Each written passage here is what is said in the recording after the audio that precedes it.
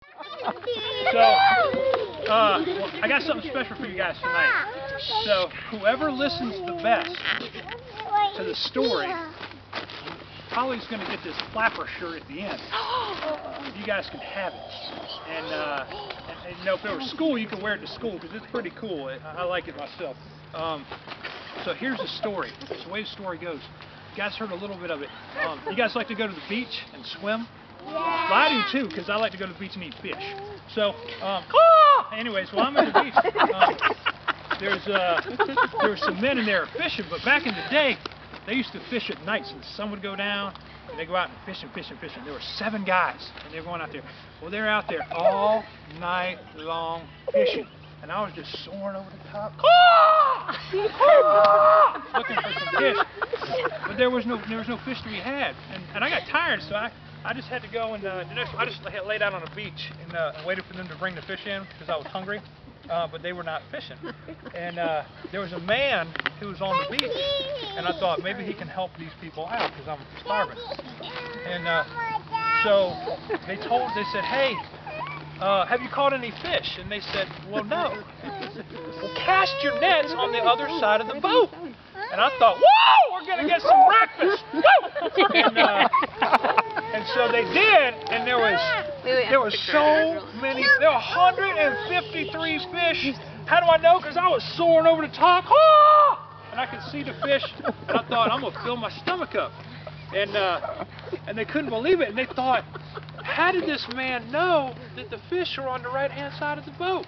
I'm tired, I'm going to have to sit back down because you guys are sitting down. And Peter thought maybe this is Jesus.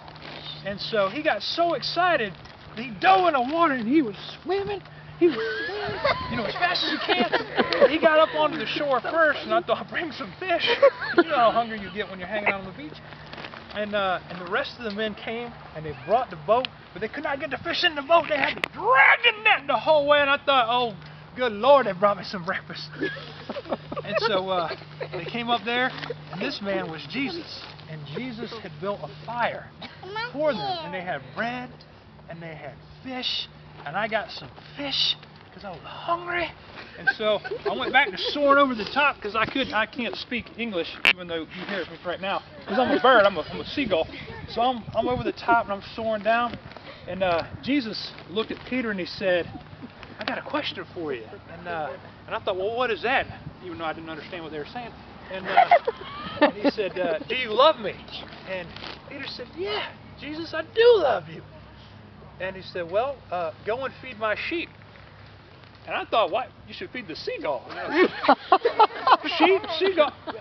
Anyway, sheep, that's okay. And so he asked him one more time. He said, Peter, do you really, really love me? He said, yes, Jesus, I love you. And he said, well, go and feed my sheep. I thought, man, Peter's not getting this. So Jesus asked him one more time. He said, Peter, did you love me? And this time, he was a little sad because he had answered the 2 times before and said, I love you. And he said, well, go and feed my sheep. And I said, and feed the seagull! Feed the seagull too. Which they did because they were nice gentlemen, good fishermen. And I thought to myself, wow, that's an amazing story. What does it mean? So I flew back to the beach and I opened up an Encyclopedia Britannica to figure out what sheep were. I did not know what a sheep was. And so, do you know what a sheep is? Yes. Oh, that's good. I did not. So I looked it up. But what it was a symbol at that time. Sheep stood for people. It was a symbol. So God said, feed my sheep. What he meant to say was, take care of my people, take care of all my people. So all of your friends, and all of us, we're all friends, including the beautiful seagulls and the not so good looking seagulls. I'm one of the better looking seagulls. But even the ones that aren't as attractive, we're all a big family. And so what the fishermen learned is to all love each other and all take care of each other. So that is what Jesus wants you to do, is take care of the sheep and take care of each other. So can you guys not only take care of each other, but when you see a seagull